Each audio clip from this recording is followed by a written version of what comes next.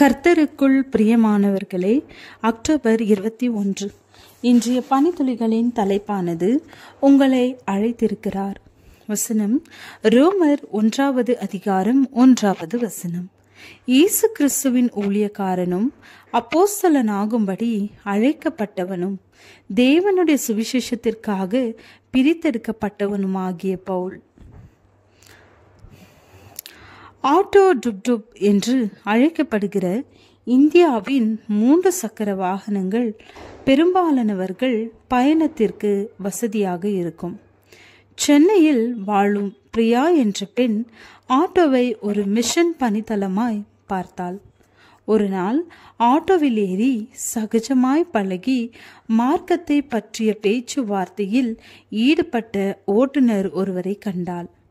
அடுத்த முறை அவரை சந்திக்கும் போது அவருக்கு சுவிசேஷத்தை சொல்லிவிட வேண்டும் என்று அவள் இருதயத்தில் தீர்மானித்தாள். தேவனுடைய சுவிசேஷத்திற்காக பிரித்தெடுக்கப்பட்டவனுமாகிய என்ற பவுலின் அறிக்கையோடு ரோமர் நிருபம் துவங்குகிறது. சுவிசேஷத்தை குறிக்கும் இவாஞ்சலியன் என்னும் கிரேக் பதத்திற்கு நற்செய்தி என்று பொருள். தேவனுடைய சுவிசேஷத்தை கூறுவதே தன்னுடைய நோக்கம் என்பதை பவுல் கூறுகிறார். அந்த நற்செய்தி என்ன? அது தேவனுடைய குமாரனை குறித்த நற்செய்தி என்று ரோமர் 1 அதிகாரம் 3 வசனத்தில் சொல்லுகிறது. அந்த நற்செய்தியே இயேசு தம்முடைய பாவத்திலிருந்தும் மரணத்திலிருந்தும் நம்மை விடுதலையாக்கவே இயேசு உலகிற்கு வந்தார் என்ற செய்தியை அறிவிக்கும் பாத்திரங்களாய் தேவன் நம்மை தெரிந்தெடுக்கிறார். என்ன தாழ்மையான சத்தியம்! நற்செய்தி பகிர்ந்து கொள்வது கிறிஸ்துவ விசுவாசிகளுக்கு கொடுக்கப்பட்ட ஒரு ஸ்லாக்கியம்.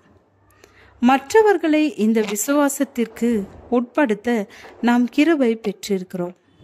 நாம் ஆட்டோவில் பயணித்தாலும் அல்லது எங்கே இருந்தாலும் நம்மை சுற்றியுள்ள மக்களிடம் சுவிசேஷத்தின் ஆச்சரியமான செய்தியை பகிர்ந்து கொள்ள தேவன் நம்மை பிரித்தெடுக்கிறார். பிரியாவை போல ஒவ்வொரு நாளும் இயேசுவை குறித்த நற்செய்தியை அறிவிக்க நாமும் வாய்ப்புகளை ஏற்படுத்திக் கொள்ள பிரயாசப்படுவோம். உங்களுடைய விசுவாசத்தை பகிர்ந்து கொள்ள நீங்கள் சந்திக்கும் தடைகள் என்ன? சுவிசேஷத்தை பிரசங்கிக்க உங்களின் எந்த திறமையை பிரயோகிக்க போகிறீர்கள்? பரிசுத்த ஆவி உங்களிடத்தில் வரும்போது நீங்கள் பலனடைந்து எருசலேமிலும் யூதேயா முழுவதிலும் சமாரியாவிலும் பூமியின் கடைசி பரியந்தமும் எனக்கு சாட்சிகளாயிருப்பீர்கள் என்றார்.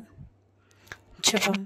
தேவனே, உம்முடைய சுவிசேஷத்தை பிரசங்கிக்கும் கருவியாய் என்னை வடிவமைத்ததற்காய் நன்றி.